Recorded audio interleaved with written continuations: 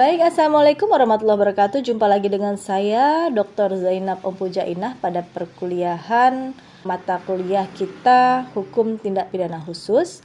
Pada pertemuan ke-14 ini akan kita bahas tentang hak kekayaan intelektual, tetapi sebelum saya bahas tentang pertemuan kita ke-14 ini, sedikit saya ulas pada pertemuan ke-13 bahwa kita sudah membahas tentang tindak pidana mayantara sebagaimana diatur di dalam Undang-Undang Nomor 11 Tahun 2008 tentang Informasi dan Transaksi Elektronik. Kemudian klasifikasi terhadap tindak pidana mayantara menurut rancangan Undang-Undang KUHP. Kemudian perkembangan regulasi internasional tentang tindak pidana mayantara.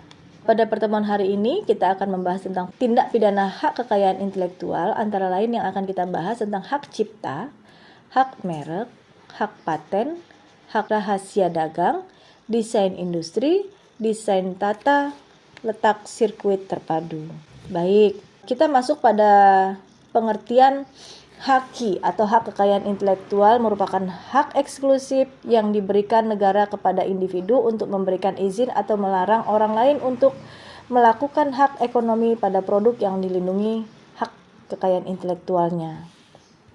Kemudian hak cipta diatur di dalam Undang-Undang Nomor 12 Tahun 1997, kemudian diperbaharui Undang-Undang Nomor 19 Tahun 2002, dan yang terakhir Undang-Undang Nomor 28 Tahun 2014. Sebagaimana diatur dalam pasal 110, selain penyidik pejabat kepolisian negara Republik Indonesia, pejabat pegawai negeri sipil tertentu di lingkungan kementerian yang menyelenggarakan urusan pemerintahan, di bidang hukum diberi kewenangan khusus sebagai penyidik sebagaimana dimaksud dalam undang-undang yang mengatur mengenai hukum acara pidana untuk melakukan penyidikan terhadap tindak pidana, hak cipta, dan hak terkait.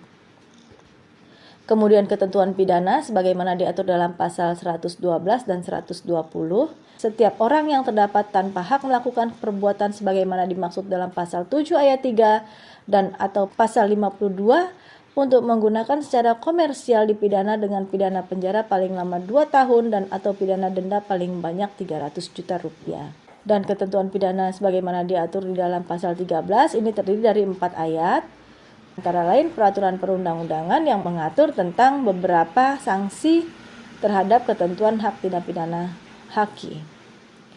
Kemudian di dalam pasal 120, tindak pidana sebagaimana dimaksud dalam undang-undang ini merupakan delik aduan.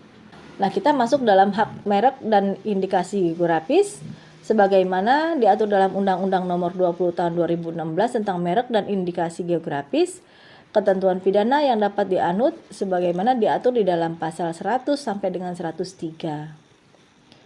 Hak merek sebagaimana diatur dalam pasal 1 angka 1 adalah tanda yang dapat ditampilkan secara grafis berupa gambar, logo, nama, kata, huruf, angka, susunan warna dalam bentuk 2 dimensi dan atau 3 dimensi, suara, hologram, atau kombinasi dari 2 atau lebih unsur tersebut untuk membedakan barang dan zat atau jasa yang diproduksi oleh orang atau badan hukum dalam kegiatan perdagangan barang dan atau jasa. Sedangkan indikasi geografis sebagaimana diatur dalam pasal 1 angka 6, suatu tanda yang menunjukkan daerah asal-usul suatu barang dan produk yang karena faktor lingkungan geografis termasuk faktor alam, faktor manusia atau kombinasi dari kedua faktor tersebut memberikan reputasi, kualitas, dan karakteristik tertentu pada barang dan atau produk yang dihasilkan. Dalam ketentuan pidana sebagaimana diatur di dalam pasal 100 sampai dengan pasal 103. Sedangkan hak paten diatur di dalam Undang-Undang Nomor 13 Tahun 2016 tentang paten. Ketentuan pidana dapat dituntut berdasarkan Undang-Undang 13 Tahun 2016 tentang paten, pasal 161 sampai dengan 166. Hak paten adalah sebagaimana diatur di dalam pasal 1 angka 1, hak eksklusif yang diberikan oleh negara kepada inventor atas hasil invensinya di bidang teknologi atau jangka waktu tertentu melaksanakan sendiri invensi tersebut atau memberikan persetujuan kepada pihak lain untuk melaksanakannya. Nah, kemudian rahasia dagang.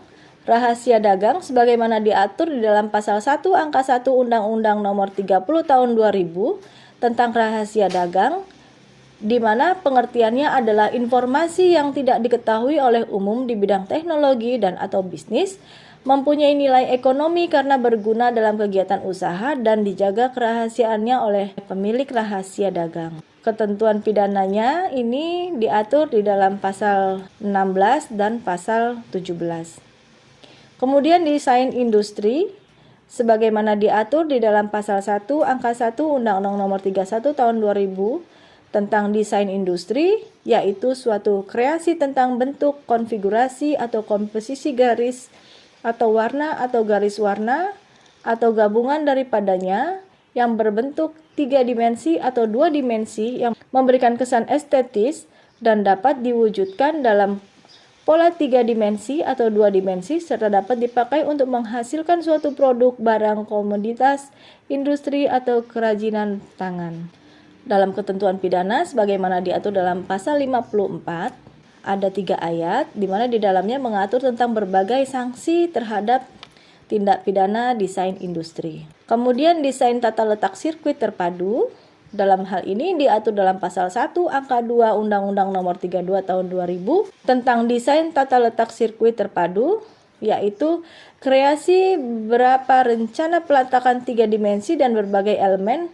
Sekurang-kurangnya satu dari elemen tersebut adalah elemen aktif serta sebagian atau semua interkoneksi dalam suatu sirkuit terpadu, dan peletakan 3 dimensi tersebut dimasukkan untuk persiapan pembuatan sirkuit terpadu sebagaimana diatur dalam pasal 41.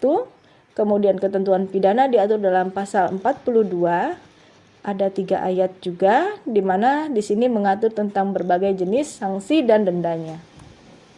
Dari apa yang saya sampaikan dapat disimpulkan bahwa hak kekayaan intelektual merupakan hak eksklusif yang diberikan negara kepada individu untuk memberikan izin atau melarang orang lain untuk melaksanakan hak ekonomi dari produk yang dilindungi dalam hak kekayaan intelektualnya.